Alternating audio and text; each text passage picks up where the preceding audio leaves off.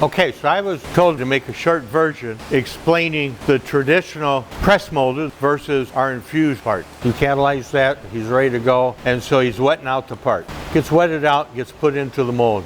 This is an old school way of making a press molded part. So this is going to get sped up, and this is the method that's been used for, like I said, the last 30 or 40 years for a press molded part in the industry. The look that we've been getting the last 30, 40 years is overkill. The backside is too smooth. There's gel coat on the backside to get the look, but it's overkill from what the factory did.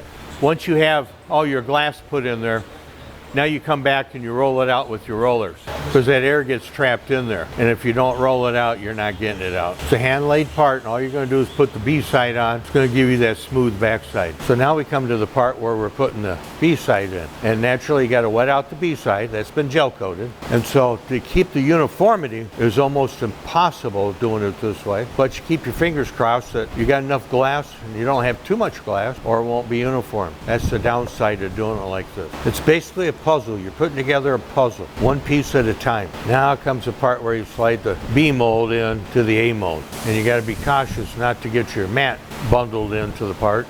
We got the mat, and now the clamps come down, putting a tight fit. How much resin did you start with? 48. 48, and we're down to, so we use 32 ounces of resin, a quart of resin. So this is the old school of a press molded part. Very messy, very time consuming, and too much guesswork into it. Is it going to turn out? You don't know until you pop it. So there's our traditional press molded part. We're going to let it get to a point to where it's kicking off. We're going to come in here and wet trim that excess that's on there so we don't have to grind so much. But we'll come back and get that wet trim afterwards. We're going to go over now and look at a infused part. So here's the same part, our 63-7 parking light panel. We chose when we made this mold to make a gang mold. So we're doing the left side and the right side at the same time. Part's been gel coated for the outside surface. It's something we have to do with this way of doing it. Originally, GM didn't use gel coat because they were making a part every 5 minutes. We make a part once a day. And so you don't have that speed that they had, but we're not looking for the speed. We're looking for accuracy, and we're looking for closest to a perfect part that we can make. And so we made our gang mold, we made our silicone bag. So there's our silicone bag that you can use over and over to get the technique of what you want. So on this batch, we're starting off with 48 ounces of resin. So we're to the infused part. Part got gel coated. He's laid in his materials inside the mold, and laying in the materials in the mold, how long would you say it takes you? Okay, 45 minutes to an hour takes care of two parts. So the laying out the mat is probably about the same in both pieces. Now the other part is, now we're going to put the bag on here. Go ahead and apply your bag to it. We're not looking at killing the time by any means. We're looking at making the part right, making the part better than what it's been made. And our feelings that this infused part is much better than the old school method because we already know we're going to use less resin, so the part's going to weigh less. It's going to be uniform because when we made this mold, you leave a profile in there of the part. You either leave the existing part if the backside's nice enough, or you put a wax filament in there to make your profile. You just have to use your discretion of what you're doing when you're doing it. So that part that they've got ready is where the resin's going to come in. We put our vacuum to our bag and we're holding vacuum. Now we're catalyzing our resin. Pretty simple process. You mix up your resin in a bucket.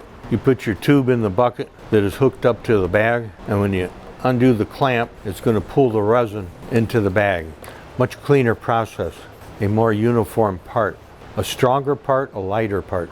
Now you see the resin being pulled into that line. And it's going to pull into the bag, into the mold. So this takes about 5 minutes to pull this resin into this part, wouldn't you say, Weston? Yep. We'll come back and open the bag up the next day as a rule of thumb. Being this early in the day, we can open it after lunch just to show you the back side of it today.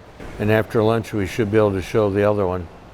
You see the blonde color of the resin, okay? We dyed our resin, so we have that blonde color on the back. And we're trying to get the backside more of the standard of an original GM part. So we started with 48 ounces of resin, and we're down to about 10 ounces of resin. So it's 40 ounces. We ended up with 40 ounces do both sides, which is 20 ounces for one part. And so we went from 36 to 20 ounces. So that tells you right there it's not fat with resin. It's uniform with resin like it's supposed to be. It's going to be stronger, it's going to be lighter. And when we open this thing up and grind the flashing off, you're going to see the outer edge is uniform compared to the other standards that we do. So we're good there. Let's go find the back end of a GM part.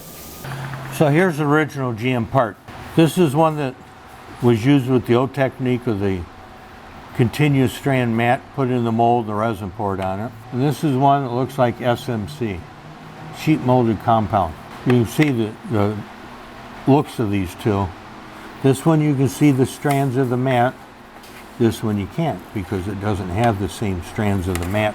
We're trying to make this appear as close as we can. And once we pull out our parts that we just made, this is obviously a reject because it has a dry spot. When they were running these things, they pour the resin in and there's a little bit of a void there. So I'd be safe to say this is one of those that ended up in the dump in Indiana, and the guys that used to go down in the dump and pilfer all this stuff out and then they take it to Bloomington or wherever. That's how it gets back out in the market. We're trying to make this quality. That's what we're after. So when we pull our parts out, we'll look at it. We'll be the judge. See the uniformity, how uniform this is all the way around.